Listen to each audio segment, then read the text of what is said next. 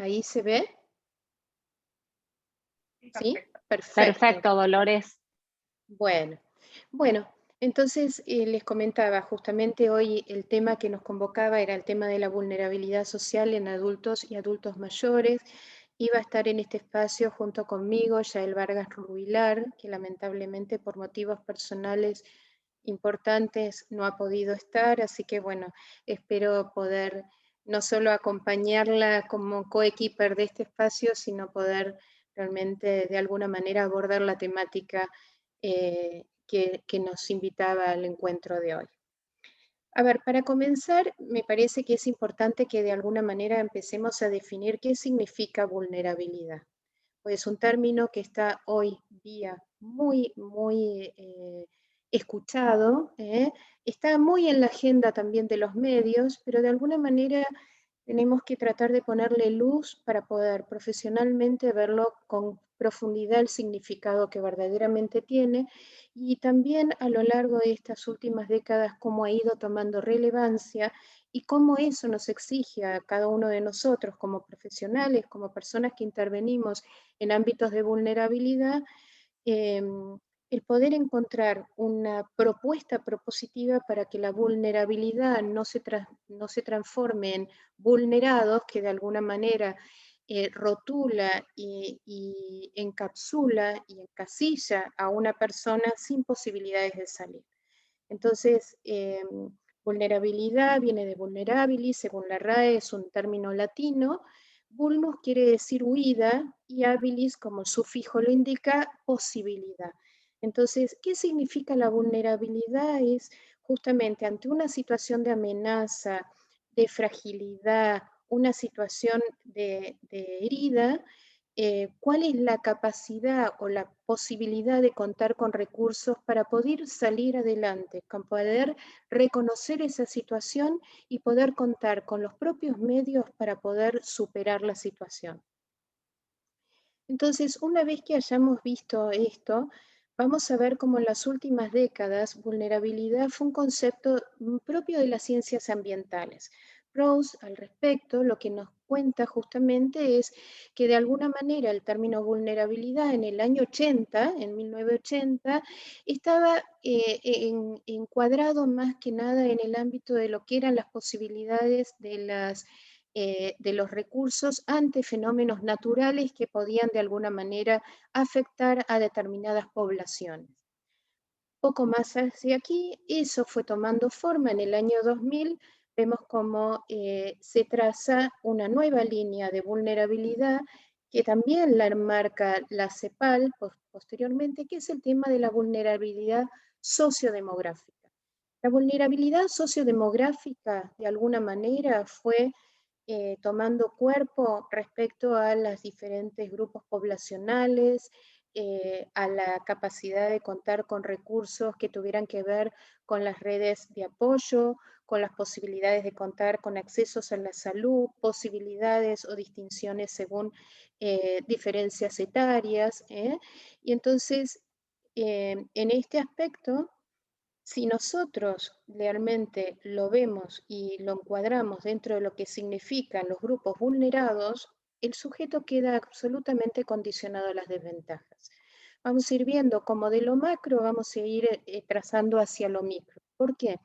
Porque una cosa es observar desde un análisis, un criterio crítico, una población respecto a cómo es el comportamiento de determinados individuos y cómo es cuando nosotros nos aproximamos a una persona que está en situación de vulnerabilidad persona a persona y con qué recursos necesitamos contar para poder hacerlo.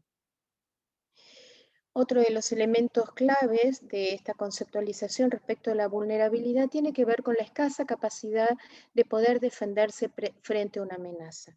El poder advertir, el poder procesar, el poder afrontar una situación para poder recuperarse luego de lo que se ha vivido, exige también encuadrarlo y pensar en un aspecto marco, que es el tema de la resiliencia. O sea, sabemos hoy día que la capacidad de resiliencia es una capacidad que se adquiere y que cuenta también con habilidades que son innatas y otras que son recursos propios de cada una de las personas para salir a la luz. No vamos a trabajar el tema de la resiliencia porque no daría el tiempo para poder abordarlo, pero sí es algo a tener en cuenta a la hora de hablar de esto. ¿Qué es lo que sucede frente a la vulnerabilidad? Es la susceptibilidad frente a la probabilidad de riesgo.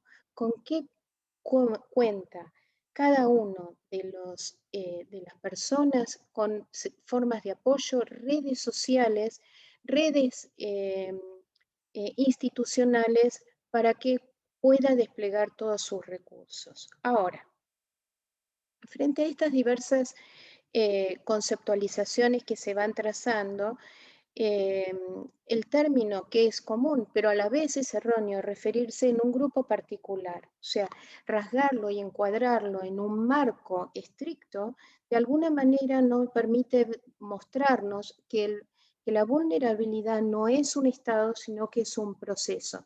No es una situación, sino que es un proceso. Frente a un elemento contingente que puede afectar la dinámica personal, pero la persona siempre es un ser en relación. Con lo cual, no se trata de cronificar de distintos tipos de vulnerabilidad, marcando estereotipos de los cuales después es muy difícil poder salir adelante.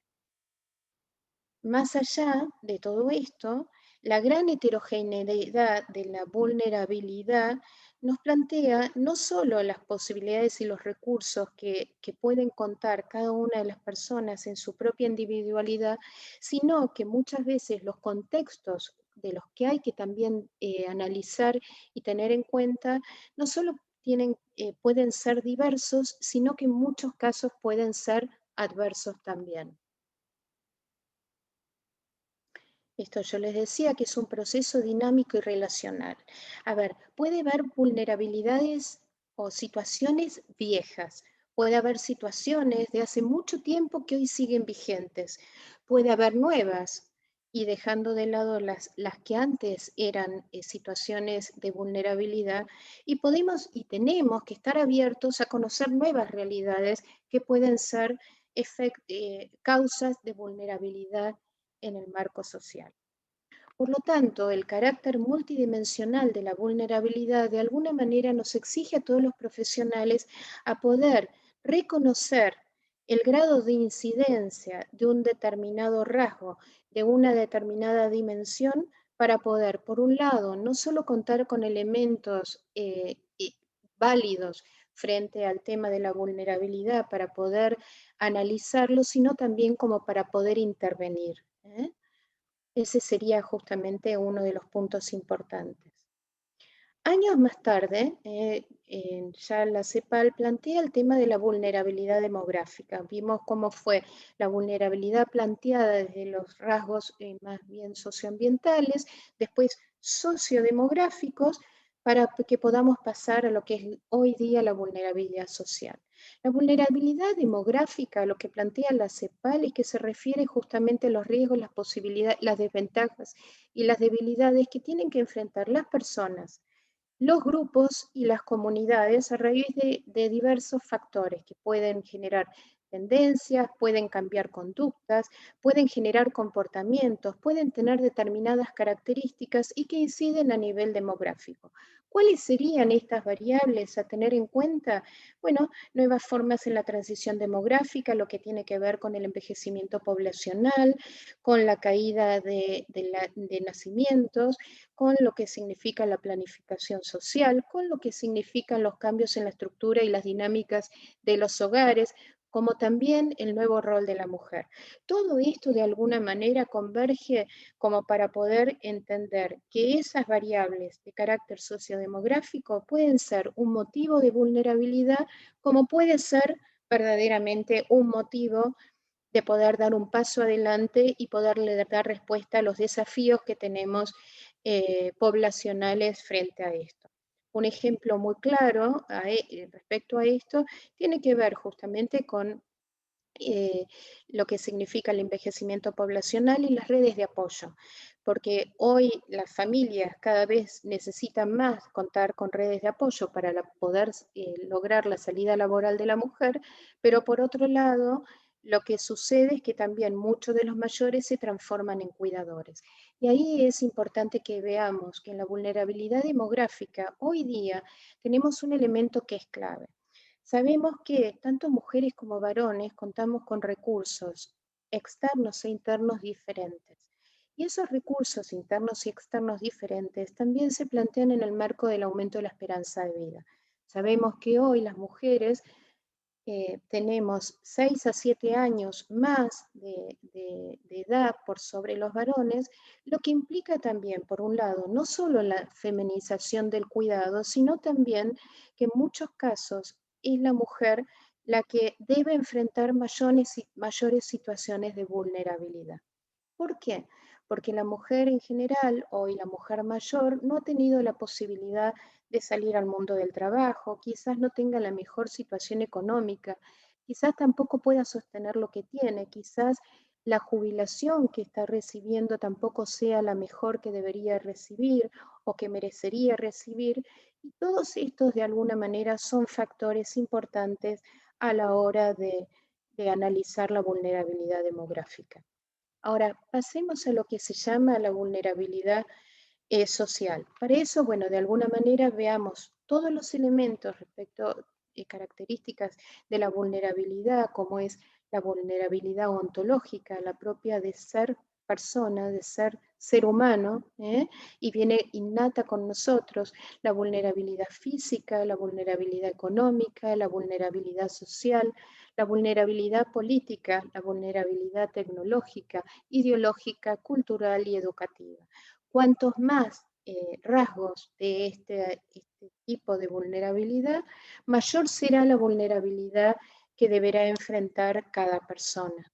¿Mm? Para analizar lo que se llama la vulnerabilidad social, vamos a tomar tres autores que a mi criterio son realmente muy valiosos en este tema, que de alguna manera todos ellos convergen en cinco aspectos, que son elementos y componentes de alguna manera claves en el término de vulnerabilidad. El punto uno habla justamente de contar con riesgos externos a la persona. El segundo es, o sea, riesgos, esto que yo les planteaba hace un momentito, no solo tener en cuenta el contexto de la persona, que puede ser diverso, sino que en muchos casos también puede ser adverso a las personas. Poder saber qué grado de proximidad tiene con estos, qué posibilidad también tiene cada persona de poder evitarlos. ¿Cuál es la capacidad y los mecanismos para poder superar esos efectos de esa situación de riesgo que le toca vivir? Y a la vez, ¿cuál sería la situación final resultante? ¿Cuáles serían las consecuencias? ¿Cuáles serían las consecuencias que afectarían a la persona? O plantearlo como posibilidades de salir fortalecido frente a una situación de vulnerabilidad. Respecto a esto, la CEPAL lo que nos plantea es lo que es la ecuación de vulnerabilidad. La ecuación de vulnerabilidad, la CEPAL lo plantea respecto a mayor cantidad de posibilidad de riesgos, a menor capacidad para poder enfrentar esos riesgos y respecto a la imposibilidad de adaptarse activamente. Sabemos que todas las personas somos seres únicos e irrepetibles y eso implica que no solo todos tenemos los mismos recursos, sino que además no tenemos los mismos tiempos y no tenemos las mismas habilidades, que en muchos casos pueden estar dentro de uno de alguna manera silenciadas, pero que eso también reclama de alguna manera una presencia de un otro que permita ayudar a salir a la luz. Ahora, Moser hace una crítica respecto a esto y lo que plantea es que a esta ecuación, que parecería como muy objetiva en criterios de análisis crítico que pueden plantearse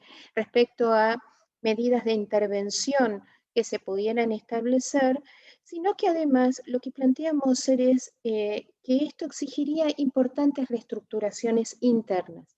Al respecto, Moser lo que plantea es que no solo deberíamos tener políticas de intervención, sino también políticas de prevención. Y al respecto, yo recuerdo un cuento que seguramente muchos de ustedes lo tendrán presente, y es el del sabio, ¿no? Que pasa cerca del río y se encuentra con la gente retirando a cuantos están en el mar, en el río, ahogándose. Entonces pregunta, ¿qué es lo que están haciendo? Y ¿no ves? Estamos sacando a la gente que se está ahogando. Y el sabio mira hacia arriba y dice, ¿pero no vieron que el puente está roto? Entonces, ambas situaciones son importantes. Poder trabajar tanto en la intervención como en planes o en programas de prevención es fundamental a la hora de pensar en abordar el tema de la vulnerabilidad. Por tanto, es importante lo que plantea Fabre, que respecto al sentido propositivo, en base a los recursos, que serían los activos que cuenta cada una de las personas, ya sean materiales o inmateriales, los personales, las redes de apoyo, si están o no están, si hay estatales, si hay red de apoyo familiar. Sabemos hoy, sobre todo en Argentina, la red familiar es la red más importante que tiene de recursos internos nuestra sociedad argentina. Y en cuanto a las habilidades y que se despiertan en la medida que la actitud frente a las situaciones de riesgo sea una actitud propositiva. Ahora, para eso es importante que cada una de las personas, de alguna manera, alguien las haya validado. Y acá dejo puntos suspensivos para poder seguir el tema. Ahora, sobreponiéndonos a estas dificultades, dice González y Bettman, antes de unirse a las necesidades. Si de alguna manera nosotros, como profesionales en temas de vulnerabilidad social, podemos llegar mucho antes a que esto se plantee como una necesidad social, es cuando de alguna manera vamos a poder contar con los mejores recursos que pueda tener este grupo social. Por eso, pensar la vulnerabilidad, una cosa es pensarla en términos de pobreza, otra cosa es pensarlo en temas de marginalidad y otra cosa es pensarlo en temas de exclusión social. Ahora, pensar la vulnerabilidad desde el lado de la potencialidad, justamente lo que significa es pensar en la capacidad de afrontar y evitar las amenazas no deseadas frente a una realidad externa que de alguna manera nos convoca a dar una respuesta contingente frente a esa realidad. Ahora, todo esto e implicancias en la investigación y en las estrategias de políticas de afrontamiento es un poco lo que yo les decía antes respecto al tema del río, ¿no?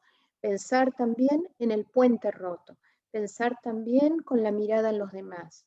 Y al respecto, yo los invito a que miren la foto de la promoción del encuentro de hoy. Y en el chat nos escriban qué elemento de vulnerabilidad observan o les parece que es importante a tener en cuenta. A ver, Martita, si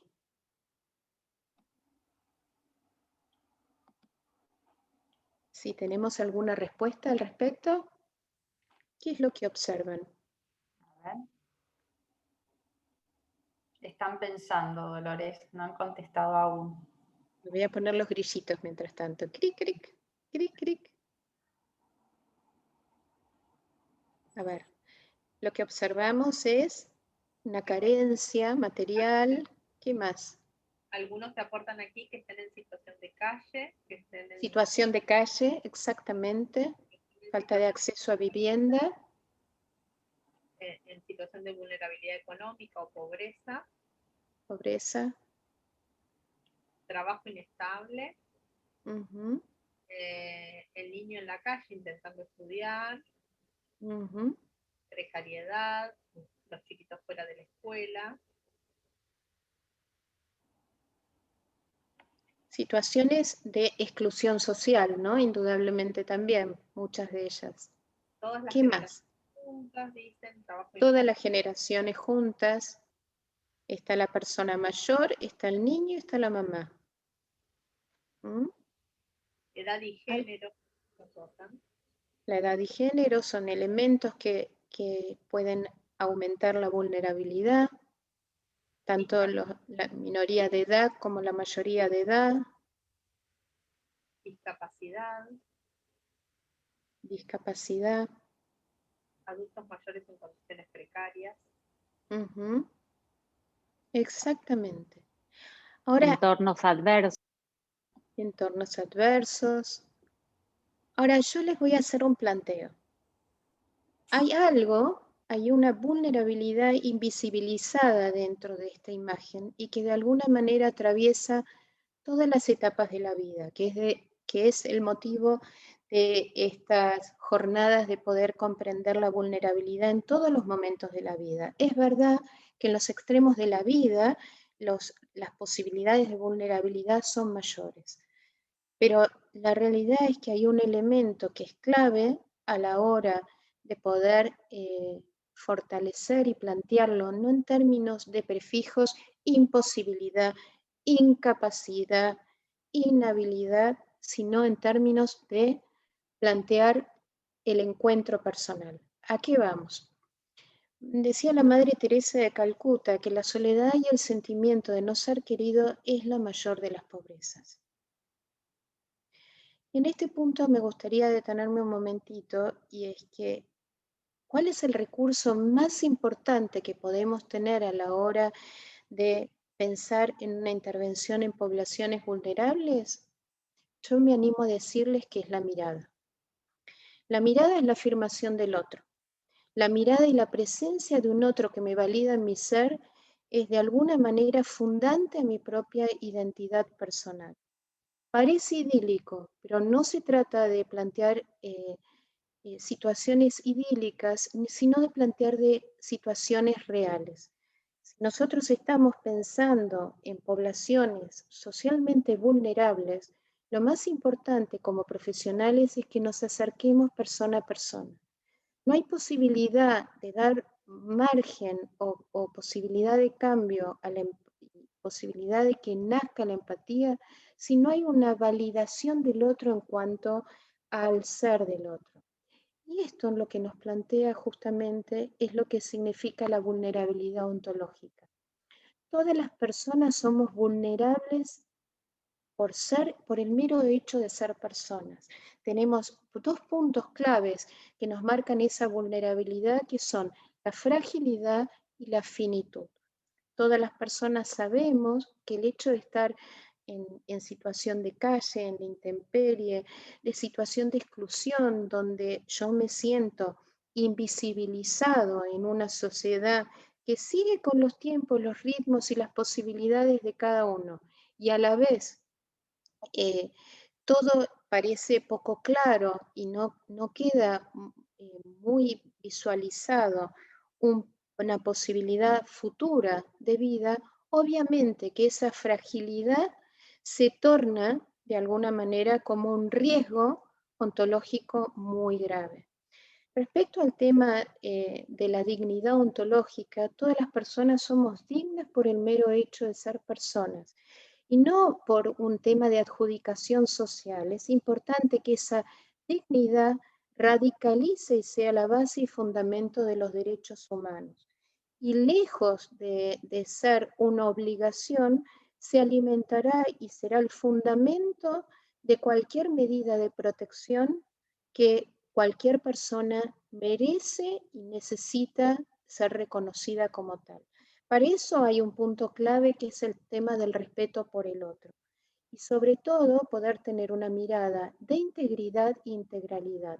La vulnerabilidad afecta a todas las dimensiones personales y no podemos hablar de un solo aspecto de la vulnerabilidad, porque en definitiva somos seres integrales completamente en todas nuestras dimensiones. Al respecto, si nosotros miramos nuestra morfología corporal, invita presencialmente al encuentro. El rostro humano, los brazos, las manos, todo eso de alguna manera nos enclavan o nos presentan en clave de encuentro con el otro. Y la mayor vulnerabilidad ontológica está justamente en la imposibilidad de tener un encuentro con el otro. Ahora, si nosotros tenemos adultos que de alguna manera cueste que miren a sus propios hijos, porque sabemos que una cosa es tener un hijo y otra cosa es ser padre. Previo a poder pensar en estilos educativos o en parentalidades, la importancia de la parentalidad frente al desarrollo integral del chico, mucho antes que todo esto está la mirada, el reconocimiento de ese otro en cuanto a otro, de ese hijo que me hace ser padre. Y este sería un punto clave para el tema de los menores de edad. Respecto a los mayores, es exactamente igual.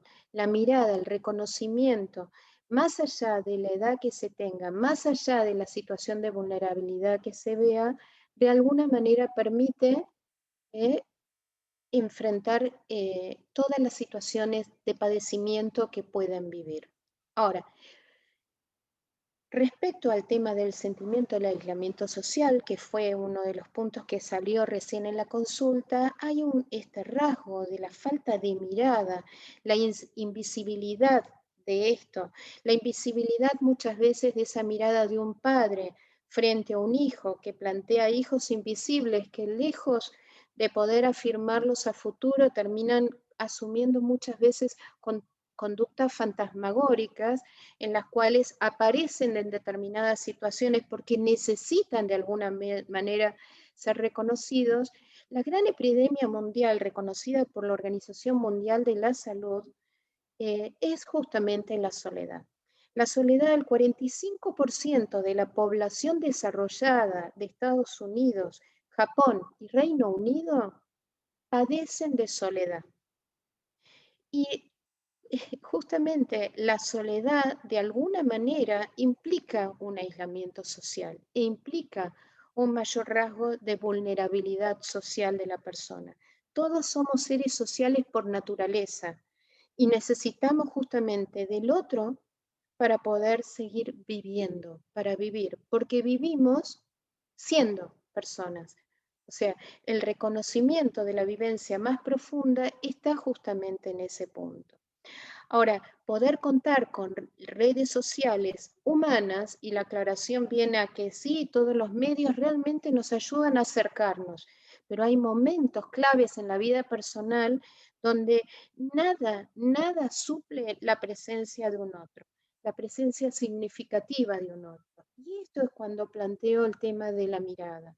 Si de alguna manera nosotros podemos, frente a personas en riesgo de vulnerabilidad social, marcar una referencia que de alguna manera se puede internalizar y terminar siendo un referente significativo en la vida personal, podremos salir de la autoperpetuación de la soledad. ¿Qué quiere decir esto de la autoperpetuación?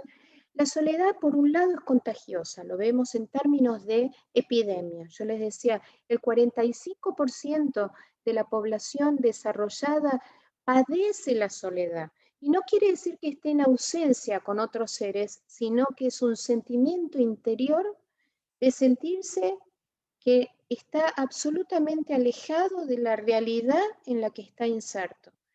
El 30% justamente de la epidemia mundial tiene que ver con el tema del consumo del tabaquismo y el 15% de la obesidad. Ahora, ¿en qué términos tenemos de alguna manera que visibilizar una realidad que también produce mayor vulnerabilidad social? Entonces, por un lado, eso exige mayor y mejor contacto social y por otro lado, lo que también plantea es mejorar las relaciones interpersonales, pero también intergeneracionales. ¿Por qué? Porque si lo vemos en temas de padecimiento de los mayores, el mayor motivo, el motivo más importante por el cual un adulto mayor se entrega a la muerte es justamente el tema de la soledad. El tema de la soledad y la ausencia de apoyos, de presencias significativas en la vida del mayor, lo que plantea justamente es un riesgo que tiene que ver con la salud a niveles altísimos de costo de salud. Ahora, al respecto, más allá de las generaciones, más allá de las épocas, más allá de las culturas, fíjense que hay un punto de encuentro que tiene que ver con el hogar. El hogar, la calidez, el estar juntos, el generar un encuentro de relaciones interpersonales significativas, ya sea con las relaciones que nosotros tenemos dentro del ámbito en el que nos movemos, como también en la posibilidad de generar espacios de relaciones significativas interpersonales con quienes vayamos a intervenir en temas de poblaciones vulnerables. Esto es fundamental, atraviesa las realidades de toda la humanidad justamente y ¿por qué podríamos decir que va más allá de todas las culturas? Justamente porque es significativo y sigue siendo vigente, perenne, más allá de lo que nos toque vivir, más allá de donde vivamos. Esta imagen me pareció que también era altamente significativa para verla. Seguramente muchos de ustedes la habrán visto a través de los medios y es una práctica que se fue implementando en épocas de la pandemia, ahora en estos tiempos, en quienes estaban internados en terapia intensiva. Y era la posibilidad de contar con un guante, con una solución salina, que le permitiera a quien estaba inconsciente o en un coma inducido pudiera sentir una presencia de una mano que lo sostenía. Y esto tiene que ver con la vulnerabilidad ontológica. El abandono, el morir en soledad, ha sido uno de los motivos más desgarradores de lo que estamos viviendo en esta pandemia, ¿no? En términos de justamente de que todas las personas llegamos al mundo y somos recibidos por alguien, somos los únicos seres de la naturaleza que nacemos vulnerables y en estado de necesidad para poder desplegarnos, poder desarrollar nuestra propia vida. Muchos de ustedes recordarán el tema del marasmo y lo que significa una presencia significativa en la vida de un bebé de días, que si no tiene esa calidez y esa calidad humana al lado, se deja morir. Lo mismo sucede frente a la finitud.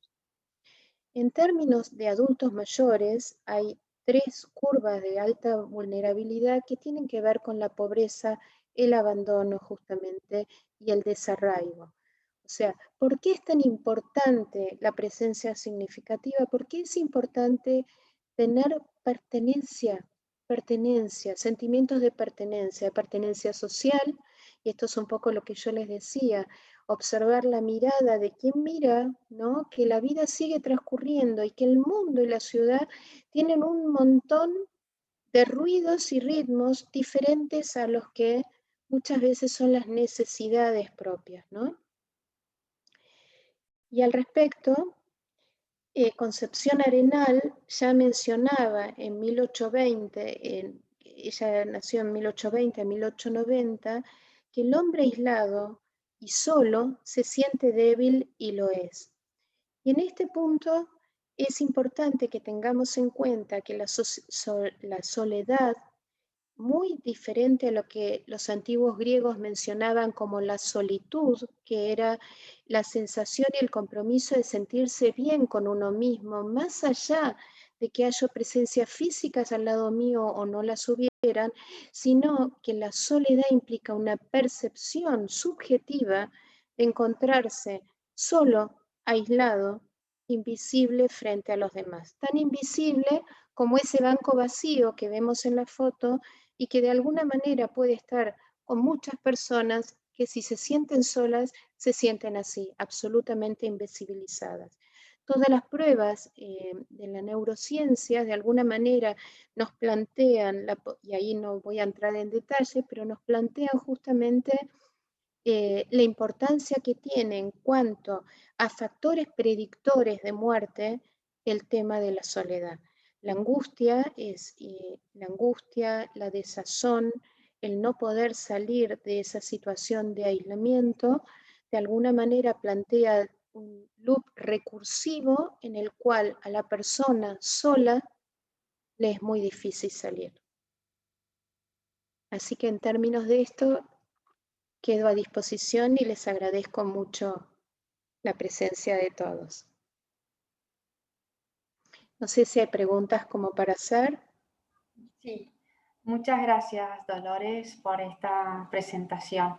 Y Laura pregunta, ¿cómo sería intervenir con situaciones de vulnerabilidad social desde la potencialidad?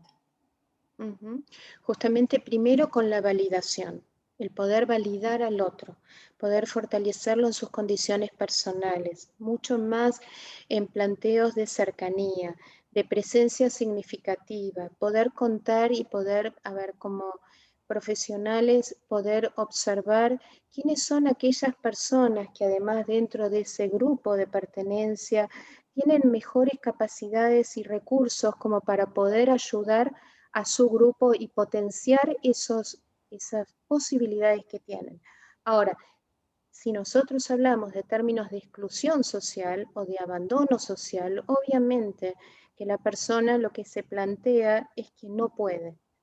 Y de alguna manera necesitamos validar de que pueden y contar con el resto de redes de apoyo que se necesitan, ¿no? Ya sea con redes de apoyo que tengan que ver con redes personales, como redes que tengan que ver con el sostenimiento de medidas del Estado, ¿no? Ok, muchas gracias. Espero que No. contestada, Laura. Loli, yo te leo otra pregunta que me han hecho llegar, es de la Mari, Sí. se plantea de que en esta cultura el adulto mayor no tiene muchas veces una mirada amorosa, sino obligatoria o por compromiso. Entonces, a este comentario, más bien desde la Mari, yo un poco sumaba la pregunta respecto de, bueno, los adultos mayores, primero que hay diferencias en las edades, esto también ha ido cambiando en las épocas, pero cuáles son las mayores vulnerabilidades que también encontramos en esto y cómo aproximarnos cuando es una mirada de compromiso y no una mirada amorosa o de cercanía. Lo que pasa es que lo ideal sería poder plantearlos en términos de solidaridad intergeneracional. Esos serían los que, de alguna manera, las premisas para plantear que el cuidado de un mayor no sea una obligación ética, sino que esté planteado en términos, como dice, no recuerdo el nombre, Estela Maris, ¿no? Estela Maris en términos de obligación, de compromiso, sino de amor, ¿no? Y el término de amor, parecería muy romántico, pero es la necesidad básica a la que ninguna de las personas podemos renunciar. Hay dos aspectos de la vida humana a los que no podemos renunciar naturalmente y es el tema de sentirnos amados, queridos, valorados y el tener la necesidad de ser felices. Son dos aspectos de la libertad humana que son imposibles de alguna manera sacarlos porque están innatos en cada uno de nosotros. Sumo una más que no llego a mandarle a Marta, así que te la leo directamente. Julio dice, en el caso de los adultos mayores que son desarraigados de sus hogares para ser alojados en instituciones, a veces en contra de su voluntad, ¿cuál es el rol que debemos asumir los profesionales de las diferentes disciplinas a partir del análisis de las diferentes vulnerabilidades? ¿Y qué rol podríamos asumir? Tenemos que ver qué es lo que pasa con el adulto mayor que de alguna manera se lo ha tenido que internalizar, porque también que permanezca en un hogar donde corre muchos riesgos solo el adulto mayor también es una situación de abandono. Entonces yo suelo decir que respecto a los adultos mayores lo importante es que de alguna manera puedan conservar su autonomía personal. La autonomía de alguna manera están unidas en los dos puntos y los dos extremos de la vida. Cuando son pequeños, que de alguna manera van en manifestaciones chiquititas y van presentando pequeños rasgos de autonomía y que de alguna manera los padres van ampliando esa posibilidad de autonomía personal en la medida que son responsables. Ahora, esto es una situación de alguna manera en despliegue, en crecimiento. ¿Qué es lo que sucede con los adultos mayores? Justamente la inversa. Sabemos que la autonomía va en declinación, va como en un plano inclinado para ir perdiéndose cada vez menos. Uno de los rasgos más importantes de los que sufre el adulto mayor es la pérdida de autonomía, el sentir que no puede hacer lo que antes venía haciendo. Entonces, el tema de la autonomía tiene que ser de alguna manera, yo lo planteo como el techo de una casa, que no tiene que oprimir, sino que tiene que cuidar. Entonces, al respecto, a veces se tiene que tomar decisiones de pensar en una internalización en un hogar, en una residencia, para que pueda seguir conservando ciertos aspectos de autonomía sin que eso implique el riesgo personal. Ahora, ¿cómo podemos intervenir? Vuelvo a decirles, creo que es fundamental, por un lado, la interdisciplina. Y la interdisciplina nos permite de alguna manera en ese trabajo colaborativo plantear cada una de las visiones para poder ver a la persona en toda su situación completa. Y respecto a esto, poder de alguna manera potenciar lo que aún sigue siendo eh, hasta la muerte, hasta el momento que sea la finitud. Sabemos que todos los seres de la naturaleza perecen, pero las personas morimos. Y eso habla de un contenido existencial muy importante. ¿Qué es lo que necesita el adulto mayor? Sabemos que necesita dar de lo que tiene. Y dar de lo que tiene a veces implica eh, pocas cosas, pero muchas y buenas, y por lo menos ser reconocido en su ser hasta su fallecimiento, hasta su finitud.